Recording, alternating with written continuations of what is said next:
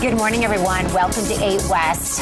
I'm really loving that there's been a little bit of shift in the temperatures, but there's some other things that we wanted to just first acknowledge because there's going to be a lot of changes that are happening in the next few days that people might want to keep on the radar. Always a bunch of trade-offs when it comes to our weather. We warm things up, we turn more active, so showers and storms, tracking those through the area. Matt and Laura in the tracking center today, and we're going to continue to let you know if anything is threatening. We're under a severe risk area for the next couple of days. Upper 70s for highs today, 80s tomorrow. Wow. Well, that's what you get. It's so interesting in the spring, and I feel like we're really hitting that and feeling that right now. And you get those temperatures, and then you get some craziness that can happen. You just have to be aware of what to expect. Yeah, transitional time of the year to be sure. Hey, big night last night on TV. I know. West Michigan brother and sister duo. I'm so excited for Jeremy Britt. Yes, exactly. He was the biggest loser. Yay, that's a compliment. Yeah, that is. You're the biggest loser, as far as Jeremy. NBC is concerned. Well, I've actually become very good friends with their aunt. Yeah. Their Aunt Vicky Britt. And so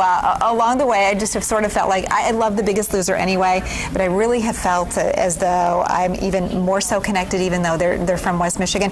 This is Jeremy actually in the show from a week ago because he was actually voted off the show and then had to win a big challenge to get even into the final here. And so here he is last night. You were watching this live. I was. I saw the best part of the show right when the final three were getting on the scale to see what they had lost. He lost 190 pounds. 199 pounds. Over 50%. Which is, yeah, just incredible.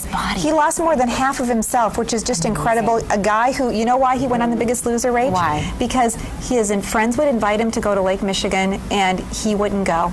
Because he was so self-conscious because he was so overweight. So anyway, so Jeremy, congratulations. We can maybe get them as a guest on 8 West at some point in the next couple of months. He looks fantastic. Yeah. His sister Conda looks beautiful. And seeing this transformation of the contestants, and you could see by the way that people embraced him, he really seems like he has a great personality, and he was liked by a lot of his other contestants on the show. Okay, and I understand from his Aunt Vicky, he's single.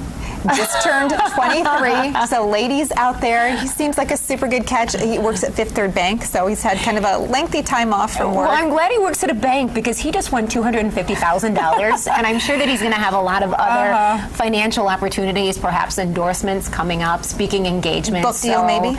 Yeah, that's really exciting for him, and so maybe the most eligible young man in West Michigan coming back from this show. Sounds fantastic. Spotlight. I know. That is really neat. So exciting. Okay, last night I didn't get a chance to see the finale live because it was the first night of my ladies golf league. And last night was a little chilly. It started to rain a little bit. It was I'm going to do a confession time here. It was my first time to swing a club all season. Well, my husband is an avid golfer, and he's been golfing for over a month now. Okay. And it's been kind of a chilly. Are you partners stretch so far? No, it's a ladies golf league. So we do a lot of couples events together. So it's been such a chilly April. My husband spent a lot of time on the golf course, and here's the thing. He invested in a little bit of a get-up for our golf cart. So there's a wrap, a cover here, and Rachel, this zips up, so it's actually sort of like a car. Okay, so get this, as if that isn't enough, there's a portable space heater. Are you serious? I am totally serious. It's like you would take camping, but they're made just for golf carts. They run, it is made by the Coleman Company. It was, I kid you not, I had it up to about 85 degrees. You are serious golfers. I mean, you need the equipment so you can go year-round, don't you? Exactly. So I was thinking, next... You're going to get a plow on it next. I'm never going to take the winter off again. So anyway, this is a whole lot of fun, but I thought big-time confession that, isn't that so funny? I knew you would love that. You guys are diehard golfers. Yeah. You have to bring Coco over for a little ride around in the golf cart. She would like that. My goodness, you'll never see that again. Miss Terry's buggy. Well, that's funny. Okay, no excuses, to get out there. You can't blame the weather. You can't say the conditions were bad. Right. You have this great golf cart. Exactly. I might need to borrow that because actually, and a lot of folks know that I'm running the Fifth Third Riverbank Run, and it's on May 12th. And so exactly 1 week from Saturday is race day. It's really exciting. It's the 35th edition of the Fifth Third Riverbank Run. More than 21,000 people are expected to participate. Isn't that amazing? Incredible to think about. First time I'm doing it. And I've always wanted to be a part of it because living in downtown, it really, on that Saturday morning, just takes over the streets. Oh, I bet. Just incredible. And you know, we have to keep in mind, she looks so magnificent, but she just had a baby. Thanks, Terri. 6 months ago. You look amazing, and I know it's been now juggling a 3-year-old and an infant. Kind of tough to even get some training time in there, but you're running the 10K this year, which is what, 6.4 miles, 6.2 miles, something like that? I want to do the 25K sometime. I knew that that does take a lot of training, and I wouldn't have time, especially with such a little one at home. I haven't been out as much as I would like because I'm a big planner and I love to be prepared for things. I think I'll be okay. Yeah, I've gone up to 3 miles so far after workouts that I've just done that I regularly do. So I figure I'll be okay, but still wish I had a little bit more training under my belt. There's an opportunity today for people who want to really feel like maybe they have questions that need to be answered or talk to some people that have been through a 25K before. And so Gazelle Sports is having Race 101 training clinics, 5:30 to 6:30 at the Gazelle Sports in Grand Rapids, 7 to 8 at the Gazelle Sports in Holland. That happens today. Really, really exciting.